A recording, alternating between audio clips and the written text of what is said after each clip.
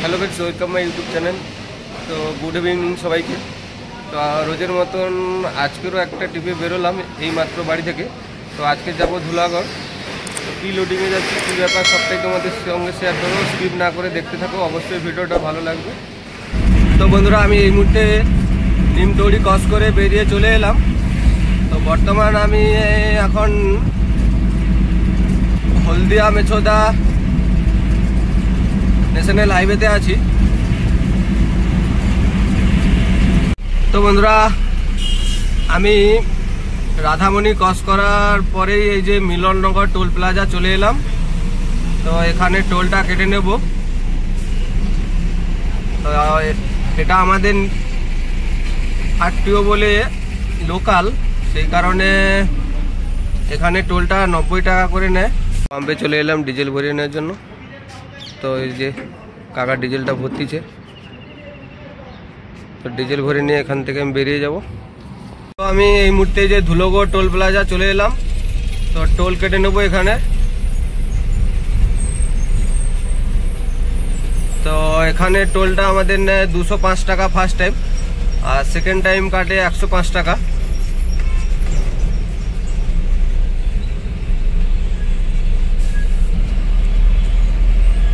তো আমি যে কোম্পানির এন্ট্রি গেটে এন্ট্রি করাবো, এন্ট্রি করে ঢুকবো। আমি যে চলে এসেছি কোম্পানির কাছে।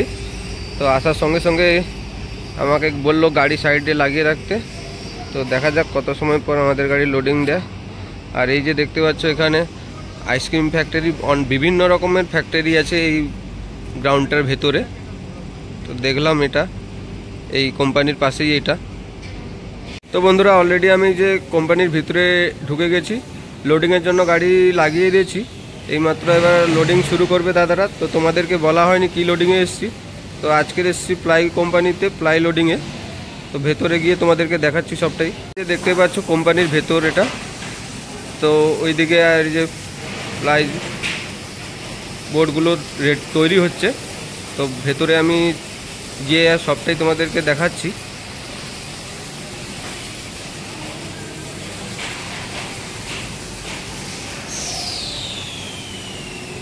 ওইদিকে পুরো মেশিন লাগানো আছে, এইদিকেও মেশিন লাগানো আছে, দাদারা কাজ করতেছে। এইমাত্র আমাদের গাড়ি যে দাদারা লোড করা শুরু করলো। দেখা যাক কতটা টাইম লাগে লোডিং করতে। লোডিং কমপ্লিট করার পর আমি এখান থেকে বেরোবো। তো বন্ধুরা, ফাইনালি আমাদের লোডিং করা কমপ্লিট হয়ে গেছে। তো তিরপল রশ্মি দিয়ে একদম ভালো করে বেঁধে নিয়েছি।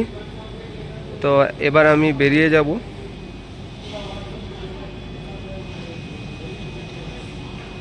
আমার লোডিং করা কমপ্লিট হয়ে গেছে। তো তারপরে আমি অফিসে গেলাম। অফিসে গিয়ে যে জিএসটি বিল এবং বিল টিল যেটা যেটা নেওয়ার নিয়ে নিলাম। এবার আমি এখান থেকে বেরিয়ে যাব। বেরিয়ে চলে এসেছি।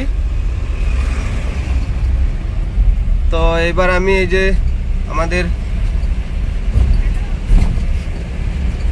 খড়গপুর কলকাতা ন্যাশনাল হাইওয়েটা ধরবো। কলকাতার খড়গপুর ন্যাশনাল হাইওয়েটা ধরে নিয়েছি। তো বর্তমানে আমি এই যে বাগনান বাস স্ট্যান্ডটা ক্রস করে এলাম। তো এরপরেই আমরা কলাঘাট হয়ে বেরিয়ে যাব। বলতে বলতে আমি এখন এই যে কলাঘাট চলে এলাম। তো এইবার আমাকে এই খড়গপুর কলকাতার রুটটা ছেড়ে দিতে হবে, ছেড়ে দিয়ে হলদিয়ার রুটটা ধরে নিতে হবে। আমি হলদিয়া রুটটা ধরে বেরিয়ে যাব।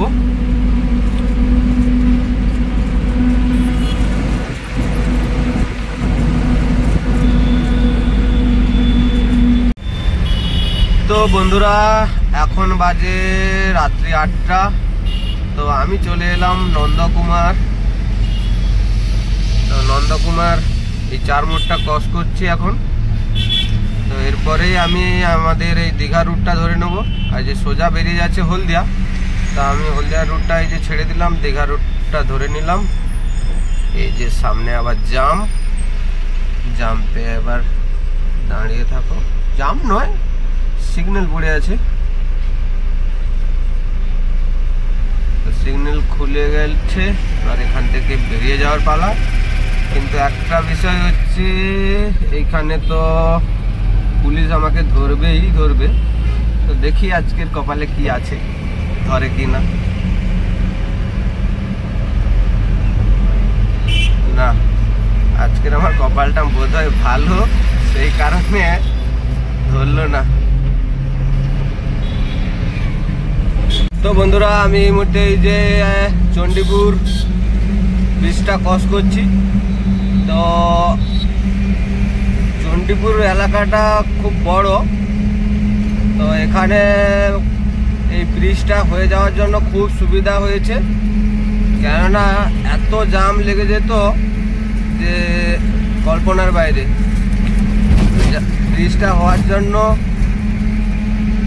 সেই জামগুলো আমাদেরকে আর পড়তে হয় না।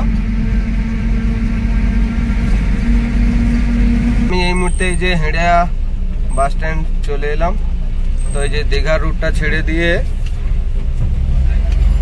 আমি এই বোগা হিজলি বোগা রুটটা ধরলাম। তো আমার আনলোডিং পয়েন্টে যেতে আর বেশি টাইম লাগবে না যদিও। তো চলো আনলোডিং পয়েন্টে গিয়ে দেখাচ্ছি কোথায় আমাদের মালটা খালি হচ্ছে আজকে। ফাইনালি আমি আনলোডিং পয়েন্টে চলে এসেছি। তো দাদারা এইমাত্র খালি করা শুরু করলো। তো দেখা যাক কতটা টাইম লাগে খালি করতে। খালি করা কমপ্লিট হলে আমি এখান থেকে বেরিয়ে যাব।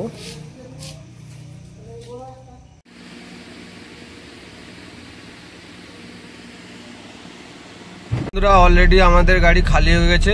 তো খালি করা কমপ্লিট হওয়ার সঙ্গে সঙ্গে আমি ওখান থেকে বেরিয়ে চলে এসেছি। তো অনেকটাই রাত্রি হয়ে গেছে, বাড়ি পৌঁছতে আমার বেশি টাইম লাগবে না যদিও। তো আজকের মতন টাটা, দেখা হচ্ছে পরের ভিডিওতে। যদি ভিডিওটা ভালো লাগে অবশ্যই কমেন্ট করে জানাবে কেমন হয়েছে।